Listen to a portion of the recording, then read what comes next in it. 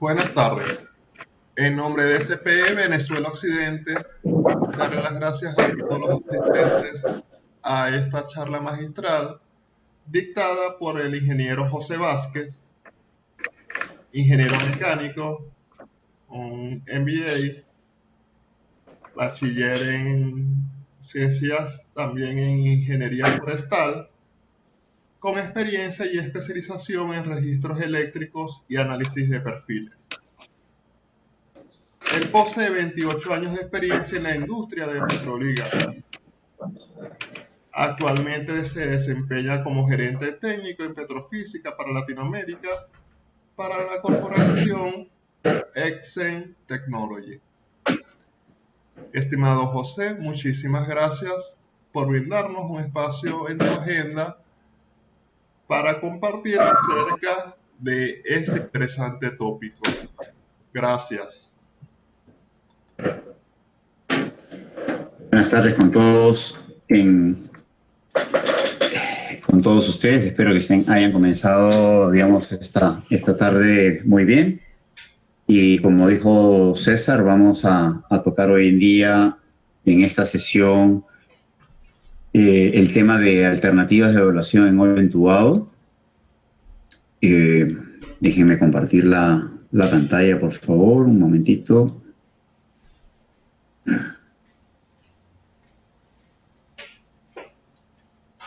Vamos a...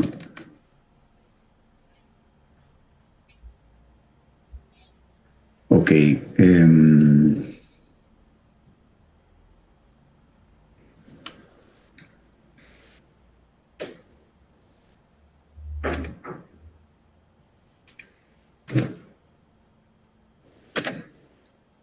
Mientras se comparte la pantalla, permítame indicarle a los asistentes que por favor mantengan sus micrófonos apagados y sus videos apagados, por favor.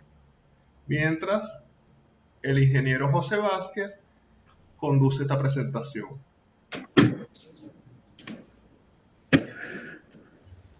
Ok, listo. Entonces, ¿me confirman, por favor, si pueden ver la pantalla? Ya, ingeniero. Solo Okay. tiene que maximizar la presentación. Sí.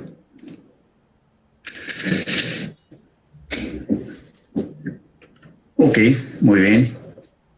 Entonces, el tema que vamos a ver hoy día es alternativas de evaluación de formaciones y saturación en hoyo entubado.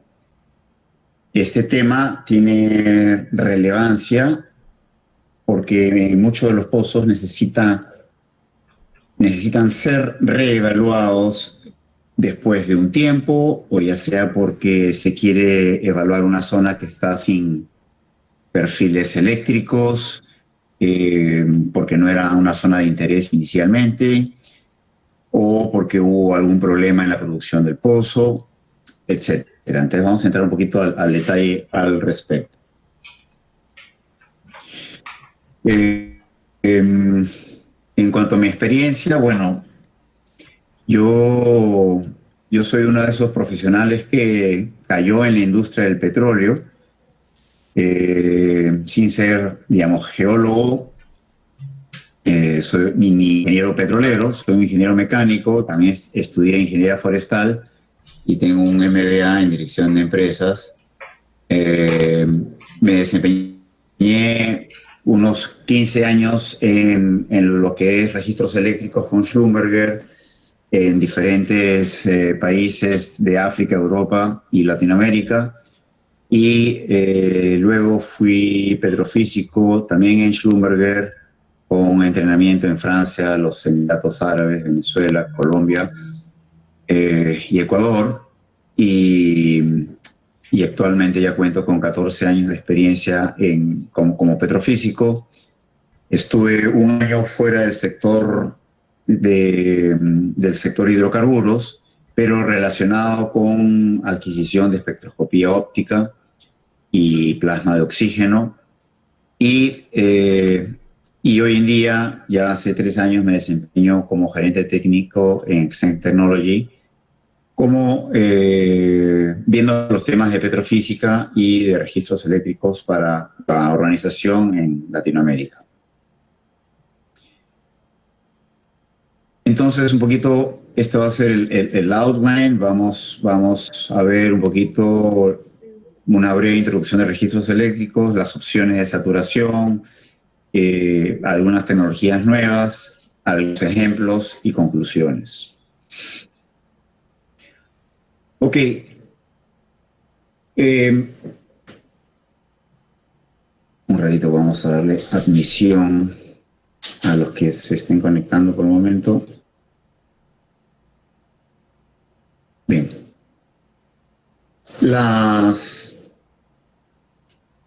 Los registros eléctricos hoy en día se pueden tomar de múltiples maneras, ¿no? Ustedes saben pues que la disciplina de perfilar los pozos la inventaron los hermanos Schlumberger y desde entonces ha ido en constante evolución. Ahí hemos tenido pues registros eléctricos con cable en tiempo real, a lo que comúnmente se le denomina wireline. Luego, a las operaciones de slickline se le han añadido la capacidad de poder hacer mediciones. Esto a raíz de que hoy en día se cuentan con registros que pueden correrse en modo memoria. También es posible hoy en día caracterizar la roca con registros del oil well drilling, con sensores de todo tipo, mientras se perfora. Además, es posible realizar operaciones de coiled tubing para el perfilaje de pozos.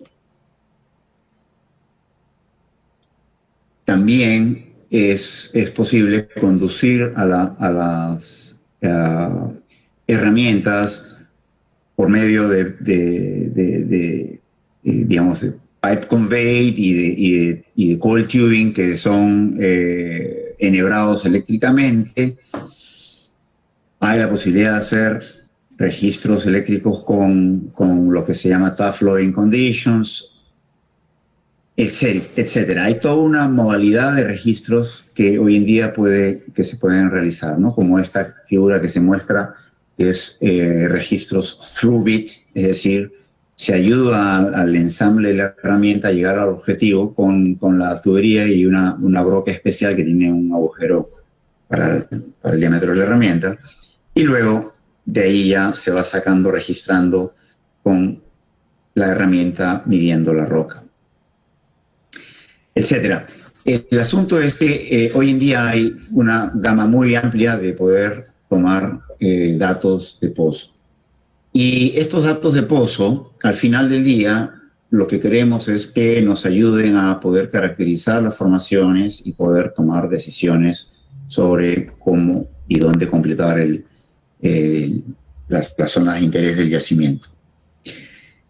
Estas decisiones hoy en día principalmente están centradas en lo que es la medición de porosidad, permeabilidad, saturación.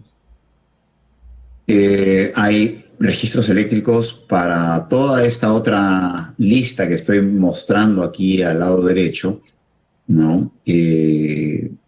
Registros específicos para esas aplicaciones o esas necesidades, y pues es todo un mundo amplio.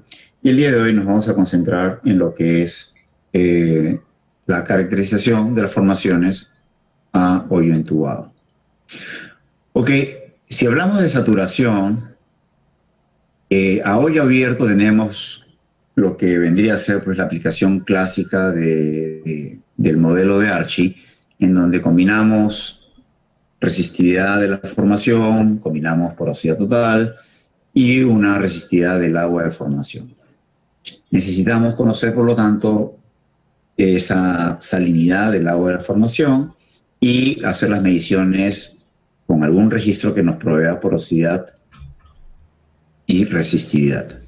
Ahora, esa no es la única manera para realizar la evaluación, digamos, de saturaciones a hoyo abierto. Hay otras maneras algunas con ventajas conspicuas y en ciertas condiciones, y otras con aplicaciones que nos dan más información aún. Estimado José, te voy a Sí. robar un segundo de tu maravillosa presentación para asistir a los participantes que están teniendo problemas para visualizar la presentación, para indicarles cómo se hace en Google Meet. Queridos participantes, ustedes tienen un botón para fijar la presentación para que sea lo que se va a visualizar en su pantalla. Es un clavito que está en el momento de que está la presentación en miniatura, le dan clic y lo van a poder ver en pantalla completa en su computadora. Esperamos un minuto, José, por favor, Sí, y que las personas puedan maximizar. Siguen viendo la presentación en este momento, ¿no? Yo la veo perfectamente, la presentación, sí. Por acá Nereida me dice que no aparece. Independientemente de que estén con el celular o que estén con la PC, igualmente tienen la opción de fijar. Ok, bueno. Seguimos entonces. Por favor. Ok, entonces hay otras metodologías a hoyo abierto, ¿no? Que como decía, depende de las condiciones y de lo que uno quiera obtener. Por ejemplo, uno podría aplicar la tecnología de registros dieléctricos en ambientes de aguas poco saladas, en donde hay un buen contraste entre la porosidad ocupada por el agua y la porosidad ocupada por hidrocarburo. O uno podría usar resonancia magnética con tiempos de relajamiento y un mapeo con el coeficiente de difusividad, que también nos puede proveer de saturaciones y de todos los parámetros básicos que uno necesita para poder tomar decisiones. Finalmente también uno puede tomar gradientes como una opción para reservorios fracturados, por ejemplo, o registro de espectroscopía de elementos como para determinar el contenido de carbono orgánico y eso contrastarlo con la porosidad para poder obtener saturaciones. En hoyo intubado,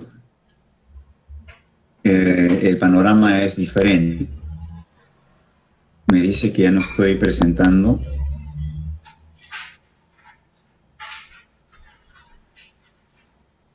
A ver, un ratito. ¿Me confirman si están viendo la...? Sí, se ve tu pantalla. Debe ser que alguien le dio a presentar también. Por favor, no le den al botón presentar. Ok. Entonces, como decía, en hoyo intubado la situación es diferente porque ya no se pueden hacer muchas de las mediciones a hueco abierto. Entonces, básicamente nos quedamos con 4 principios físicos que hoy en día están siendo usados en la industria. Estamos hablando de pulsadores de neutrones, estamos hablando de espectroscopía para determinar la relación de carbono-oxígeno, estamos hablando de una espectroscopía más completa para determinar toda la serie de elementos que tenemos en la roca, incluyendo los fluidos, y tenemos una tecnología que aprovecha las interacciones de neutrón-neutrón, neutrón-gamma, para determinar un déficit de porosidad y poder con ello computar saturaciones. Antes de entrar al detalle, vamos a ver un poquito la importancia de la evaluación a hueco intubado.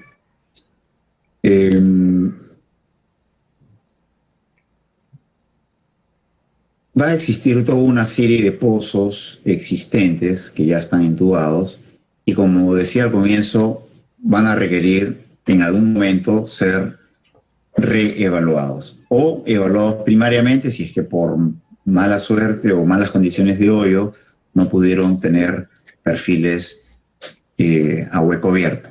También puede ser por condiciones comerciales, es decir, los costos de unos registros de a hueco abierto puede que sean prohibitivos para tomar registros a hueco abierto y también a hueco entubado. Entonces, ya en algunas áreas se está optando por tomar solamente registros a hueco entubado, con el consiguiente ahorro de tiempos y costos.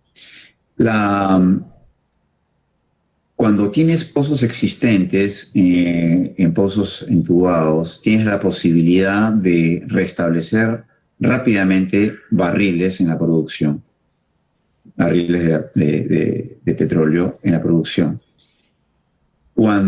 Y esto si es que lo comparamos con lo que uno pueda requerir en casos de una crisis económica, tenemos que tendríamos una rápida recuperación de la crisis si es que nos enfocamos a intervención de pozos ya existentes. Y ahí es donde tiene importancia este tipo de evaluaciones. ¿Ok? No se necesita mucha inversión para poder restablecer un flujo de caja. Si comparamos las diferentes tecnologías que brindan estos principios de medición, podemos digamos, ver aquí en este cuadro que los que están con color rosado indica que no, digamos, la medición o lo que está dentro del recuadro no está provista por la medición en sí y, bueno, se tiene que importar de alguna otra medición. Usualmente, pues, o se combina con alguna otra herramienta o se importa la medición de algún registro de hueco abierto.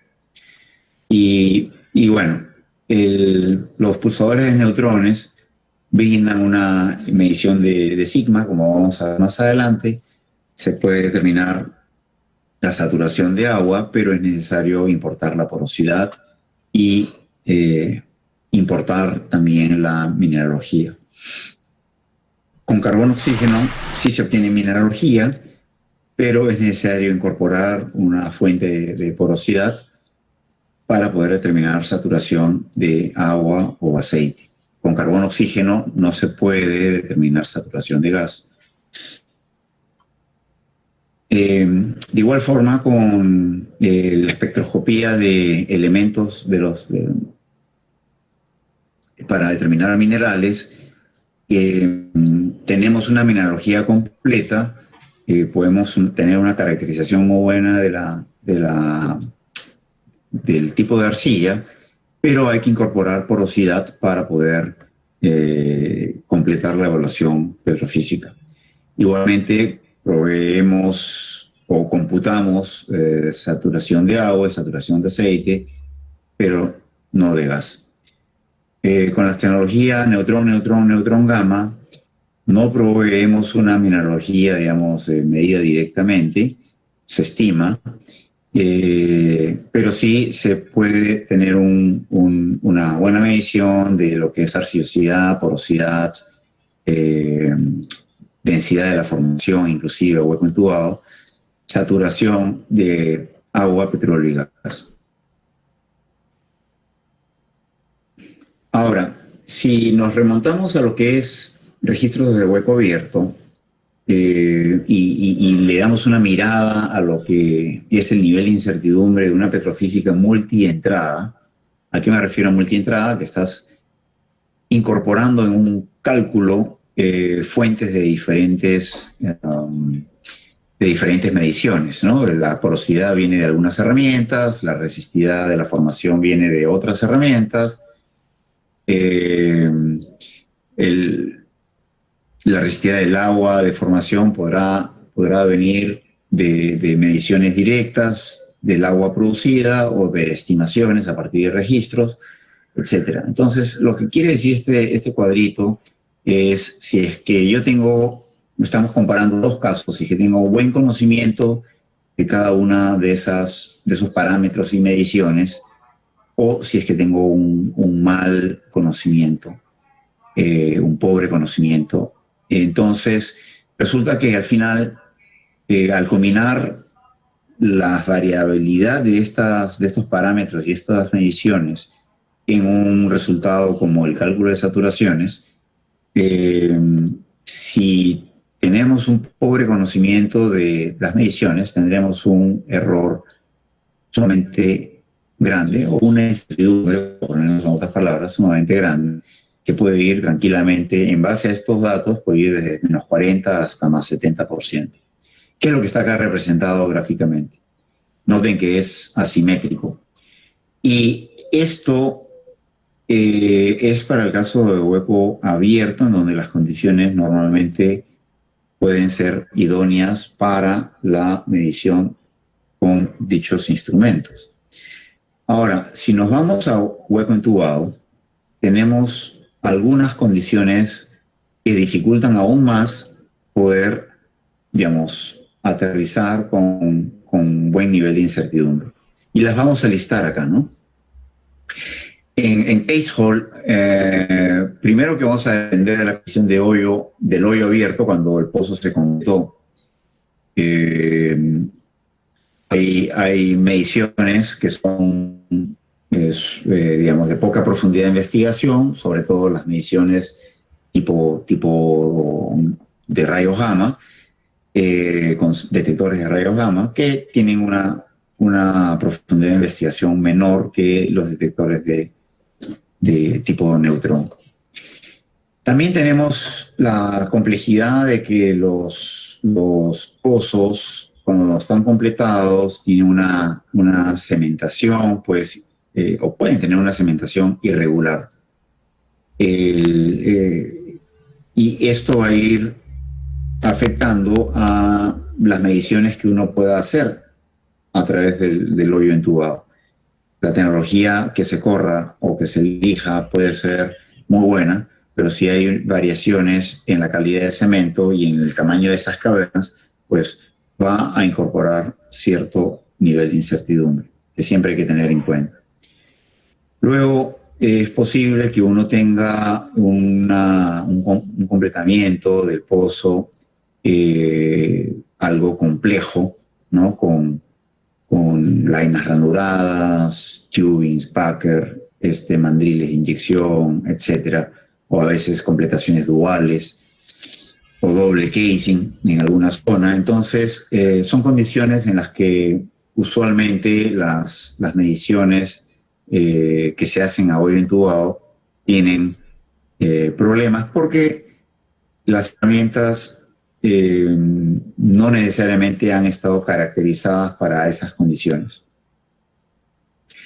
Es posible tener variabilidad de la salinidad, ¿no? En campos en donde ya ha habido pozos productores que han estado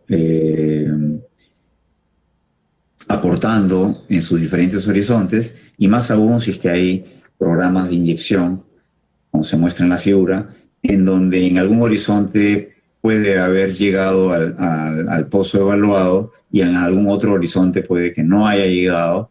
Y muchas veces en estos campos pues no es posible saber a primera mano si es que uno ya tiene una condición o la otra. Es decir, si ya tiene una salinidad o la salinidad del agua de formación original.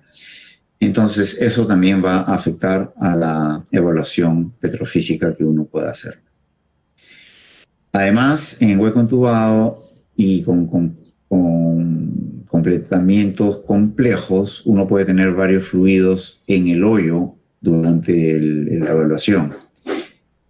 Como se ilustra en este esquema de pozo, en donde tienes una sección de pozo que está produciendo en una zona de casing con un nivel de fluido dentro del pozo, y la zona superior hay gas, y luego tienes tienes gas a todo lo largo del tubing, pero encima del packer tienes fluido nuevamente en el anular.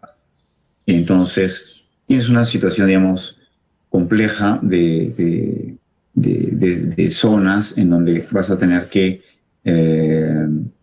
hacer las correcciones ambientales para cada una de ellas. En hoyo entubado, además, puedes tener algunas afectaciones que puedan desviar los resultados si uno no los compensa, como por ejemplo la presencia de precipitados, ¿no?, en pozos que han estado produciendo, y sobre todo aparecen cuando hay zonas aportantes de agua, en donde acá en la zona achurada podemos ver la diferencia de un gamma ray original, que son las curvas de la izquierda, y los rayos gamma que se obtuvieron, que se midieron a la hora de hacer la intervención para una evaluación posterior. Entonces, uno podría hacer cómputos de arcillosidad en base a ese gamma ray alterado, pero estaría errado porque obviamente la formación no es así de arcillosa, simplemente se han acumulado precipitados radioactivos en la cara del pozo. Y finalmente, los pozos pueden tener pues ciertos, sobre todo si es que ya son pozos con varios años, pueden tener diferentes condiciones del estado mecánico en cuanto al nivel de corrosión, que también afectan en alguna manera las mediciones que se van a hacer para la evaluación petrofísica. Entonces vamos a ir a través de cada una de estas tecnologías, revisando sus principios de medición y viendo algunos ejemplos de algunas ventajas y desventajas. Primero vamos a revisar el pulsador de neutrones, que es un principio que ya tiene tranquilamente 35 años, en donde las ondas que usan este principio emiten un pulso de neutrones por un breve periodo de tiempo. ¿No? Estamos hablando de milisegundos o microsegundos, y luego la herramienta se pone en modo pasivo a escuchar entre comillas, los rayos gamma que vuelven a los detectores a raíz del bombardeo de neutrones a la formación. Entonces se tiene una curva típica de decaimiento. Estas herramientas también se les llama, por ejemplo, Thermal Decay Time Pulse, ¿no? Y lo que realmente miden es la rapidez con que este decaimiento va ocurriendo en el tiempo. Si es que decae rápidamente, se puede interpretar como agua en la formación, dado que el agua tiene salinidad y los cloruros tienen una mayor capacidad de captura y por lo tanto logran atenuar rápidamente la energía de los neutrones bombardeados. Y en el caso de que uno tenga petróleo, este decaimiento será más lento. Entonces, esa capacidad de captura, que es lo que finalmente se mide con esta herramienta y con la propiedad que se llama sigma, tiene diferentes valores para las diferentes formaciones y fluidos. Como pueden ver en esta tabla de la derecha, las arcillas tienen unos valores medios, algunos un poquito bajos, pero principalmente medios. Los minerales que puedan estar en la matriz tienen usualmente valores bajos, ¿no? Por ejemplo, el cuarzo, la dolomita, la calcita, y nos molesta la pirita porque tiene un valor sumamente alto. Entonces esto, desde el punto de vista petrofísico, es una campanita de alarma, ¿no? Que si es que estamos en un ambiente en donde hay presente un cierto porcentaje, una cierta fracción de pirita, pues tendremos que hacer el esfuerzo necesario para poder cuantificar esa cantidad de pirita y poder incorporarla en los cálculos. Porque si no, vamos a tener un resultado completamente desviado, dada la desproporción de la capacidad de captura que tiene la pila. Por el lado de los fluidos, como pueden ver, el gas tiene una capacidad de captura baja, de 12 unidades, mientras que el petróleo alrededor de 22, el agua fresca no se diferencia del petróleo, 23, y el agua salada alrededor también de 90, bueno, el valor dependerá de la salinidad. Pero acá lo importante es entender que el agua fresca tiene una nula distinción respecto al petróleo. Eso quiere decir que esta tecnología no puede ser usada para reservorios de agua fresca, porque no hay manera como distinguir entre petróleo y agua de formación. Ahora, la metodología de evaluación con esta medición de sigma está esquematizado en el lado izquierdo, ¿no? Tenemos la medición proporcionada por la herramienta, con esta medición que es sensible a la arcillosidad y también es sensible al fluido, podemos calcular una arcillosidad, también nos podemos ayudar de un gamma ray o de cualquier otro input de arcillosidad, y el valor sigma junto con una porosidad importada podemos computar saturaciones en base pues a la expresión que está indicada acá abajo, que básicamente es un balance de masas o de volúmenes en donde el sigma medido será la matriz por el sigma de la matriz más el fluido por el o los sigmas de los fluidos. ¿Ok? Esta tecnología, bueno, tiene algunas limitaciones que en bajas porosidades ya se tiene muy poca sensibilidad.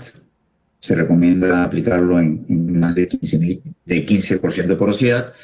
Y en cuanto a salinidad, se recomienda aplicar esta metodología a partir de 55.000 partes por millón. La parte difícil es que para una buena evaluación de esta expresión se requiere el sigma de la matriz. Y con registros tradicionales es un poquito difícil tener el sigma de la matriz estimado en forma continua a lo largo del yacimiento.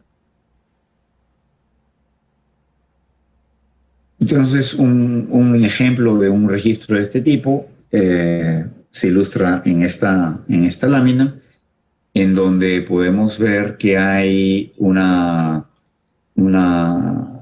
zonas con hidrocarburo y agua, ¿no? Estas zonas aparentemente son zonas bastante estratigráficas, y hay pues una saturación remanente de hidrocarburo presente a lo largo del yacimiento de interés. Ejemplo, digamos, en zonas en donde uno tiene arenas limpias y con alta salinidad, es completamente aplicable esta tecnología. Caso del Perú, en donde en selva, por ejemplo, hay salinidades de 80.000 partes por millón o 100.000 partes por millón, se puede aplicar esta tecnología. Pero, por ejemplo, en la costa de Perú o en Colombia, donde hay aguas frescas, no sería aplicable. La siguiente tecnología que vamos a revisar es la de carbono-oxígeno. Justamente a raíz de que la anterior tecnología no puede proveer una respuesta en todos los ambientes de salinidad, se desarrolla la tecnología de carbono-oxígeno que está basado en espectroscopía, y con el espectro inelástico de rayos uno tiene la posibilidad de evaluar, entre otros elementos, la concentración de oxígeno y de carbono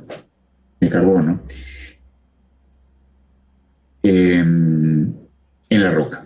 Entonces, ¿por qué estos dos elementos? Porque en las zonas de agua tendremos una fracción más alta de oxígeno que carbono, y en las zonas de hidrocarburo tendremos más carbono que oxígeno. La metodología de trabajo consiste en realizar varias pasadas, digamos, desde el punto de vista operativo en los registros eléctricos. Varias pasadas porque estas mediciones tienen alta variabilidad estadística, tienen que registrarse sumamente lento y se tienen que hacer varias pasadas para estaquear la data y minimizar la variabilidad o la estadística de estas. Y una vez que tenemos a cada una de las pasadas estaqueadas, podemos obtener un ratio de carbono a oxígeno y una idea de cómo es la litología en base a los otros elementos que se miden con la espectroscopía. Con ello podemos utilizar un método, digamos, que le llaman método de abanico, en donde entramos con la porosidad y entramos con el ratio de carbono-oxígeno, nos dará un punto, y digamos, por donde yo estoy señalando, y con ello podemos, ¿no? Entramos con la porosidad, entramos con el ratio de carbono-oxígeno medido, y con ello podemos determinar el nivel de saturación, ¿no? Va a pasar una curva de saturación por acá, el nivel de saturación que se tiene en esa profundidad. Un método un poco más digamos, que brinda mayor exactitud es el uso de los paralelogramos, pseudo-paralelogramos que estamos viendo en la figura inferior, en donde voy a agrandar esta parte, en donde en estos paralelogramos vamos a plotear el ratio de carbono-oxígeno del detector cercano contra el ratio de carbono-oxígeno del detector lejano. Y, por ejemplo, si agarramos al paralelogramo de líneas continuas, como pueden ver, todos estos paralelogramos tienen 4 vértices, y si tenemos agua en el pozo y tenemos agua en la formación, los puntos que, los puntos que obtendremos estarán cerca de esta esquina inferior.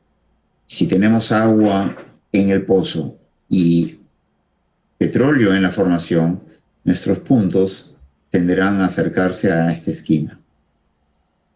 Es decir, el cambio de saturación de 0% a 100% de petróleo está dado por este lado del paralelogramo. Es una distancia pequeña, por lo tanto, esta metodología tiene un nivel de precisión que no es tan bueno, pero sí de exactitud. Ya vamos a ver la diferencia entre precisión y exactitud más adelante.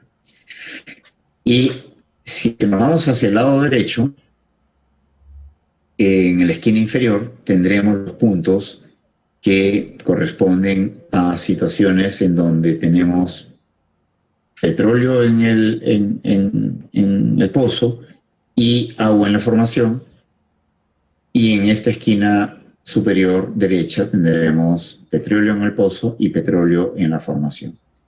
Es decir, el desplazamiento horizontal de los puntos estaría dado por el hold-up de fluido que se tenga en el pozo. Pues la metodología nos permite tener una idea del hold-up que se está viendo en el pozo. Bueno, el asunto es que este lado del paralelogramo al que estoy achurando ahorita es el que nos da la variación entre agua en la formación y agua y petróleo en la formación. ¿Ok? Entonces, como pueden ver, hay paralelogramos que van variando de tamaño en función de la porosidad y en función del tamaño de casing, ¿no? Por ejemplo, este es un paralelogramo, digamos, bueno, en el caso de Schlumberger hay dos tipos de herramientas, el RCTA y el RCTB, que están ploteados acá. Y el RCTB tiene un ancho de paralelogramo más amplio que el RCTA, que es el paralelogramo rojo.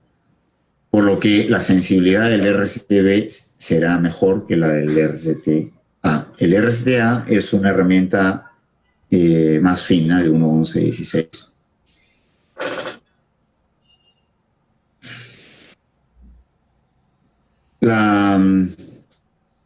El espectro puede ser analizado de dos maneras. Uno, con un conteo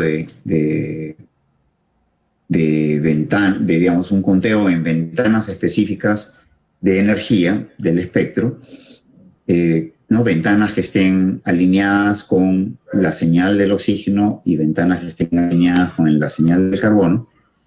Y ese método provee una mejor precisión que lo que provee el método del cómputo de contribución de carbono y oxígeno en el espectro total. Que ese método brinda una mayor exactitud porque los puntos están centrados en lo que queremos medir, pero una mayor dispersión. Entonces, lo que se hace para mejorar los datos es usar ambas mediciones o ambos métodos en un procesamiento que se llama procesamiento alfa, y con lo cual se puede lograr datos exactos y precisos a la vez. ¿Ok?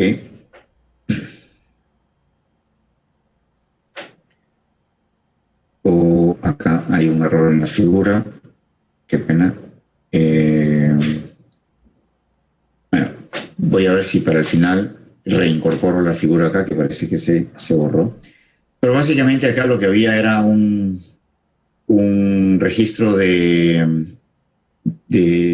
hoyo abierto, con su evaluación petrofísica de hoyo abierto, y en el recuadro de la derecha aparece el cómputo de saturaciones con carbono-oxígeno, y se podía apreciar cómo habían aún ciertas zonas con hidrocarburo y otras zonas en donde ya había sido drenado el hidrocarburo y había sido ocupado por agua.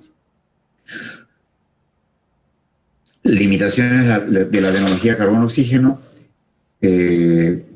Necesitamos tener una porosidad suficiente, mayor a 15% es lo deseable.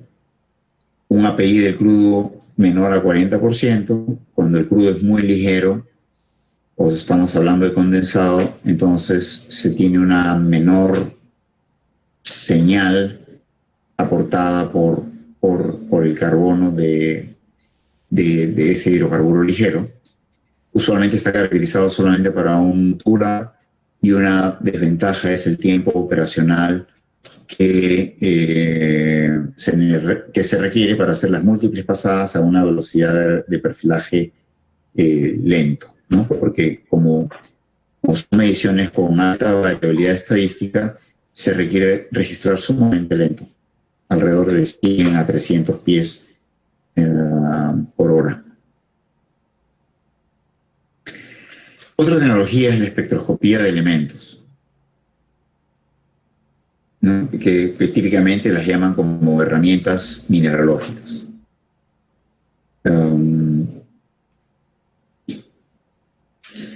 Aquí lo que se tiene son herramientas con una mejor definición, digamos, del espectro de rayos gamma que se obtiene después de un bombardeo de neutrones.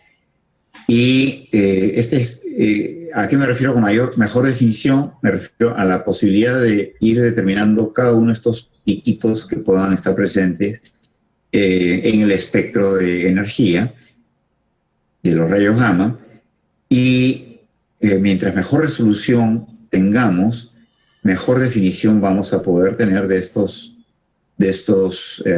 picos, y que puedan estar relacionados a la presencia o no de ciertos elementos en la formación. Entonces, estas tecnologías lo que hacen es medir el espectro total, y después se hace un cómputo de calce, por llamarlo de una manera, en donde voy variando las concentraciones de los elementos hasta encontrar la concentración de elemento que mejor, o el grupo de concentración de elementos que mejor represente al espectro medido. Una vez que hayamos optimizado la solución de esa manera, podemos obtener registros en forma continua respecto a profundidad de sílice, calcio, fierro, magnesio, azufre, aluminio, potasio, sodio, manganeso, titanio, gadolinio, carbono y otros más. ¿Ok? Con todos estos elementos se tienen modelos mineralógicos con los que se puede construir fracciones, ya sea de peso o de volumen, de hilita, cuarzo, feldespatos, etcétera, de los diferentes minerales, para tener una idea de cómo es la mineralogía de la roca que estamos evaluando. Teniendo la mineralogía definida y conociendo obviamente los minerales que la están componiendo, puedo hacer un cálculo reverso de estimar cuál es la cantidad de carbono inorgánico que está presente en la matriz de esa roca como constitución del mineral, ¿no? Por ejemplo, en los carbonatos hay carbono, etc. Ok, entonces, como la herramienta puede medir el carbono total y el carbono inorgánico lo podemos estimar a partir de la mineralogía, por simple resta podemos quedarnos con el carbono orgánico, es decir, el carbono que está en los poros, o pues está como querógeno también, ¿no? Y ese carbono orgánico vamos a poder usarlo para los cálculos de saturación. Y el flujo de trabajo es más o menos como se demuestra acá en esta figura, ¿no? Tenemos la espectroscopía avanzada, ¿no? Se analizan los dos espectros de inelástico y de captura. Se determina la concentración de elementos presentes en cada profundidad del registro. Con estos elementos y con los modelos mineralógicos se determina la mejor combinación de minerales que pueda representar a estos elementos medidos. Con ello podemos determinar el carbono inorgánico total. Luego determinamos, como repito, el carbono orgánico total, haciendo la diferencia entre el medido y el inorgánico. Y una vez que tenemos el carbono orgánico total, podemos incorporarlo en esta expresión de saturación de hidrocarburo, que en realidad es bastante simple y no depende de muchos parámetros. Y eso es lo bonito de este principio de medición. Tenemos acá el TOC que lo acabamos de estimar. La densidad de la matriz, en el caso de las herramientas espectroscópicas de elementos, es un dato medido. Ya vamos a ver en el ejemplo más adelante. La porosidad la obtenemos, la importamos de alguna otra medición. 1 menos la porosidad es la matriz. Y en el denominador tenemos la densidad del hidrocarburo y el X representa la fracción de carbono que se tiene por unidad de hidrocarburo. Esta es una constante que es bastante homogénea, digamos, se usa un valor para un campo, ¿no? Y depende del tipo de petróleo. Y nuevamente tenemos acá la porosidad. Con esta expresión obtenemos la saturación de hidrocarburo y luego pues podemos derivar la saturación de agua. Un ejemplo de este tipo de registros es el que se muestra en esta figura, en donde uno puede, acá están las mediciones de los diferentes elementos, ¿no? En proporciones de peso seco, y en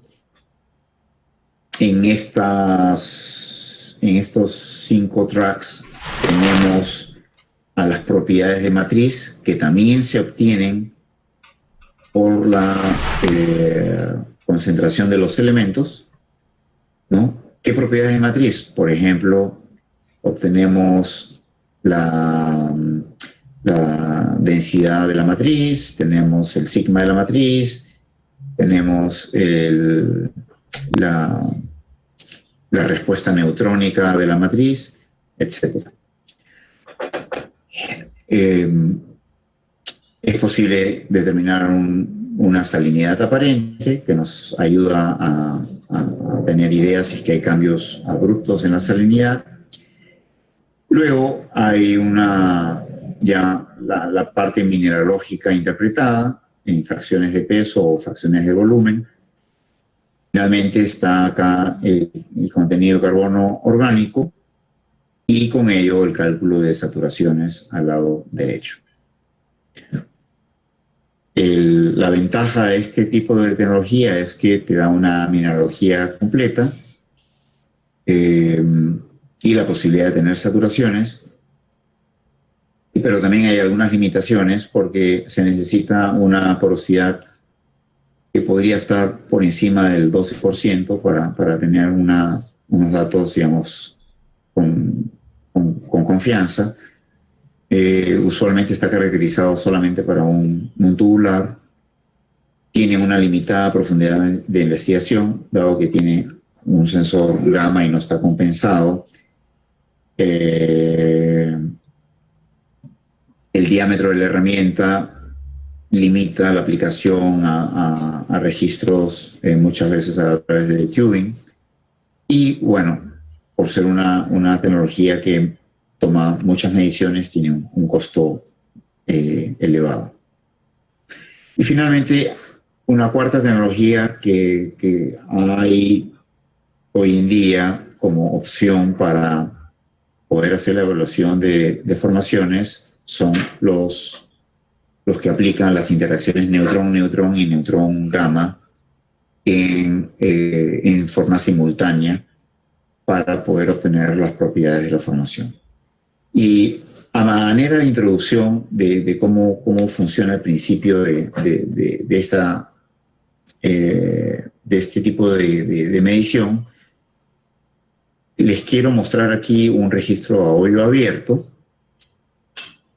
en donde acá tenemos los rayos gamma, tenemos acá digamos, los volúmenes de los minerales presentes y la porosidad está en color blanco. Y dentro de esta porosidad, acá está el disgregado entre agua asociada a las arcillas, agua adherida capilarmente y ¿cómo se llama? Perdón, agua presente en la formación y crudo presente en la formación, tanto libre como residual en color negro. Bueno, el asunto es que si uno toma registros eléctricos de densidad neutrón a un escenario como este, va a obtener un registro como el que se muestra en este carril, en donde tenemos menor separación entre densidad y neutrón en las zonas limpias, lo cual es una respuesta clásica y como debe ser, y a medida que aumenta la arcillosidad hay una mayor separación de estas mediciones. Si yo agarro y corrijo por el efecto de litología, es decir, los cambios de la densidad en la matriz, los cambios del neutrón de la matriz, etc., y hago las correcciones de esta medición de campo, obtengo lo que está en el segundo carril, que es, ya no tengo una separación entre densidad y neutrón, porque ambas curvas están corregidas para las diferentes litologías, es decir, así como están mostradas, solamente sentirán un efecto cuando hay un cambio en el fluido presente en los poros, más no en la litología. Ok, y eso es lo que justamente se está resaltando acá en color amarillo. Y si es que yo agarrara estos datos de esta segunda columna y los corrigiera por fluidos también, además de la corrección por litología, tendría una superposición completa a lo largo de todo el intervalo. ¿Ok? La tecnología que vamos a ver de neutrón-neutrón, neutrón-gamma, aprovecha este segundo estadio en donde se logra una normalización de las mediciones para la litología y más bien se amplifica la sensibilidad que tiene la herramienta hacia los fluidos en el poro. Y ya vamos a ver un poquito más en detalle. Entonces, al igual que las herramientas de densidad y neutrón, en el caso del bombardeo de neutrones, estos bombardeos que inciden sobre la formación van a ser atenuados y van a seguir interactuando con otros átomos de la roca, pero a su vez también van por los efectos de los choques inelásticos, van a generar rayos gamma que son proporcionales a la densidad, o inversamente proporcionales a la densidad, ¿no? A mayor cantidad de rayos gamma presentes se tiene mayor densidad. Y por activación vamos a tener también rayos gamma generados. Esta activación ocurre cuando los neutrones son absorbidos en algún elemento. Y en las formaciones, de entre los elementos clásicos que se tienen, los cloruros son los que tienen mayor capacidad de captura de neutrones, por lo tanto son los mayores responsables de la activación. Y en segundo lugar están los átomos de aluminio, con lo cual podemos obtener una medida de arcillosidad. Entonces, con los neutrones obtenemos un índice de hidrógeno, con los rayos gamma inelásticos una estimación de la densidad. Con estos dos podemos obtener porosidad y saturaciones, y con el volumen de arcillas podemos luego calcular porosidad efectiva, y con ello ya tenemos todo el panorama de la evaluación básica resuelto. Acá hay un video que, si es que me deja darle play, perdón.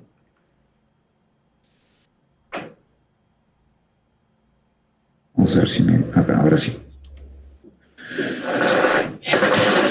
Este es un video para mostrar un poquito la sensibilidad ante los cambios de fluido. Este es un tanque de calibración en donde tenemos que inicialmente el tanque está lleno de agua y luego van llenando con petróleo en la parte superior, y noten acá al lado izquierdo la lectura de neutrón gamma y neutrón que está teniendo la herramienta.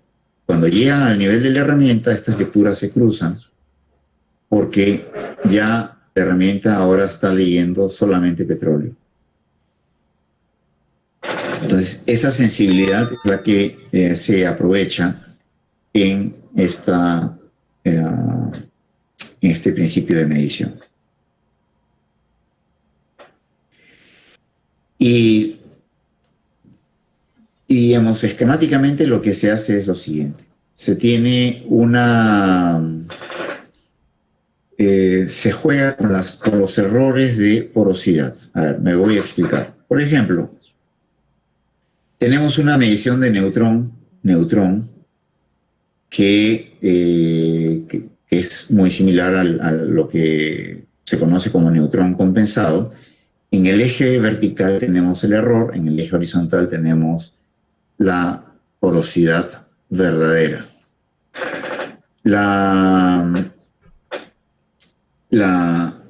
Como podemos ver, tenemos un error grande para algunos fluidos, y estos fluidos son los que tienen una salinidad alta, por ejemplo, 300.000 partes por millón, 200.000 partes por millón, 100.000 partes por millón. Es decir, si al neutrón compensado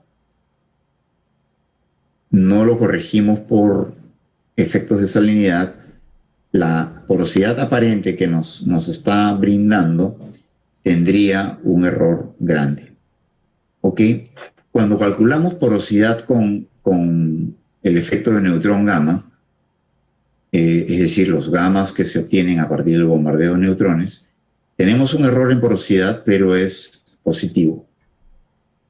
Y lo que buscamos con esta tecnología es compensar ambos efectos para tener una porosidad total prácticamente inafecta por el tipo, digamos, de fluido presente. Y lo cual es una superventaja para el petrofísico, porque uno de los principales problemas o una de las principales tareas del petrofísico es determinar de la mejor manera la porosidad. Ahora, si es que bueno, acá está repitiendo lo que estábamos diciendo, ¿no? Se usan los 4 detectores, 2 de neutrón-neutrón, 2 de neutrón-gamma, para obtener con error mínimo una porosidad total. Ahora, si nos vamos a otra porosidad que se computa con esta tecnología, que es la porosidad que se llama QL, que es sensible a los líquidos, al fluido que está en el poro, aquí más bien lo que se hace es amplificar el error, como se puede ver. Y este error enorme es el que se utiliza para luego poder contrastarlo con la porosidad anteriormente calculada. De tal manera que al maximizar el error podemos luego comparar el déficit de porosidad que existe entre QTP y QL, que en el registro se va a manifestar como lo que muestra en esta figura. Tenemos una porosidad total QTP, que es la curva negra, y una porosidad sensible a los líquidos, que es la curva rosada, y se van a separar en las zonas de hidrocarburos y en las zonas que no hay hidrocarburos, en las zonas que hay solamente agua, ya sea agua libre, ya sea agua adherida o agua asociada a las arcillas. Estas curvas van a presentar un comportamiento de superposición. Ok, entonces este déficit de porosidad es el que nos permite computar saturaciones en base a una caracterización de la herramienta que ya se ha realizado en laboratorio. El esquema de trabajo es más o menos como se ilustra aquí, en donde tenemos pues los sensores neutrón, neutrón, neutrón, gamma, de desplazamiento largo y corto, y son estos cuatro, y estos cuatro alimentan al procesamiento simultáneo, en donde se obtiene una porosidad neutrónica, una porosidad tipo densidad de la formación, tenemos una porosidad total y una porosidad sensible a los líquidos. Con la porosidad total y la porosidad sensible a los líquidos computamos un déficit. Con el déficit y la incorporación del dato de entrada del API del crudo, podemos computar la saturación de hidrocarburo. Y con la porosidad neutrónica y la densidad de la formación, en conjunto con la porosidad total, se puede determinar la saturación de gas. Con ello, la saturación de agua y pues si tenemos el dato de entrada de la salinidad, podemos conocer ¿cómo se llama? La normalización necesaria para esta porosidad sensible a los líquidos. Además, la herramienta tiene unos sensores con un gamma ray filtrado en el espectro para poder determinar la calidad de roca, y también unos sensores de resistividad de fluido para determinar qué tipo de fluido está presente en el pozo, ¿no? Y tener la posibilidad de hacer las correcciones ambientales del caso. Algunas limitaciones de esta tecnología es que, por ejemplo, situaciones de salinidad variable, por ejemplo, en un yacimiento con un programa de inyección, podría ser un problema si es que la salinidad del agua de inyección es muy diferente a la salinidad del agua de formación. O fluidos variables en el hoyo, sobre todo cuando hay entrada de gas y el pozo está en condición dinámica. Ese burbujeo de gas hace que las propiedades, digamos, medidas vayan variando gradualmente y no se puedan corregir, valga la redundancia, correctamente. La expresión de saturación está basada simplemente en el déficit de porosidad con una constante de normalización y un factor de formación. No depende de parámetros como el exponente de cementación o el exponente de saturación de Archie, que son difíciles de estimar correctamente. Y algunos ejemplos de esta tecnología. Este es un ejemplo en donde un pozo exploratorio que por cuestiones de logística básicamente no pudo obtener registros a hueco abierto a tiempo, y entonces se registró a hueco entubado, y este pozo se completó en la zona superior, se determinó el contacto de agua-petróleo y dio como 4.000 barriles de petróleo por día. Este es otro ejemplo. En este caso es un campo marginal en donde la principal arena era la inferior. En esta arena el cliente quería evaluar si aún había una saturación interesante de petróleo en esta zona. Se determinó con esta tecnología de que la saturación era baja, ¿no? El color negro indica baja fracción de hidrocarburo en todo el espacio polar, ¿no? La curva azul es la porosidad efectiva. Y al final el pozo se completa en la zona superior, en donde aparecen algunas arenas bypaseadas con hidrocarburos, y estas arenas produjeron tanto o más de lo esperado por la arena inferior originalmente establecida en el plano. Entonces, se pudo compensar la falta de hidrocarburo en la zona inferior.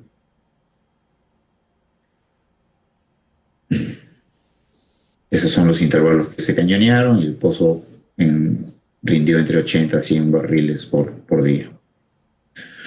Hay algunas zonas indicadas como carbonato, pero que pueden ser, digamos, cemento presente en las cavernas existentes cuando se completó el pozo. Acá en este pozo también se corrió un pulsador de neutrones, a pesar de que la salinidad de la formación era de 25.000 partes por millón, y el pulsador de neutrones dio un resultado justamente al contrario. Indicaba que abajo había petróleo y arriba había agua. Sin embargo, pues la producción dio razón a la tecnología neutrón-gamma. Y este es un tercer ejemplo, un reservorio de gas, un pozo horizontal, en donde esta era una arena que no había quedado evaluada, dado que el yacimiento de interés estaba más hacia el fondo, y se registró con esta tecnología en modo memoria y se pudo caracterizar la arena con la porosidad y la saturación de gas y algo de condensado que aún había presente. Y con eso estoy prácticamente terminando. Entonces, para cerrar, tenemos que las diferentes tecnologías brindan soluciones en diferentes ambientes de la formación, específicamente hablando en términos de porosidad, ¿no? Carbono, oxígeno y sigma requieren más de 15% de porosidad. La espectroscopía y determinación del contenido orgánico de carbono podrían trabajar hasta 12% de porosidad, no está ilustrado aquí. Y la tecnología neutrón-gamma permite, pues, evaluar las formaciones hasta bajas porosidades, 4% de porosidad. Hemos tenido algunos casos. Y por el lado de la salinidad, con sigma solamente puedes trabajar en ambientes de alta salinidad y como mínimo hasta 55.000 partes por millón, como dijimos. Mientras que con carbono oxígeno se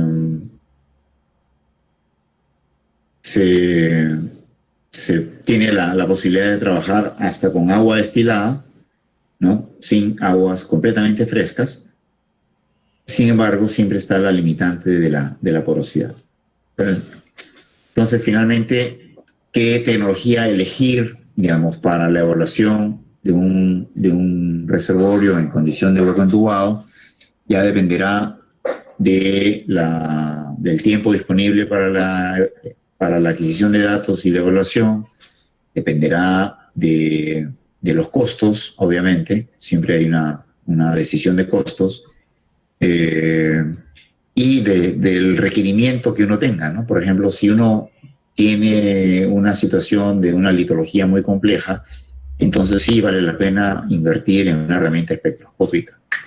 Pero si por el otro lado estás en un campo de desarrollo en donde ya conoces más o menos cómo es la litología y ya está la parte de la roca bastante bien caracterizada, no necesitas mayor detalle de ese tipo y por lo tanto puedes concentrarte con una tecnología que te brinde soluciones del contenido de fluido, ¿no? Y en un amplio espectro de condiciones, como en el caso de la tecnología neutrón-gamma que ofrece el Quark Neutron.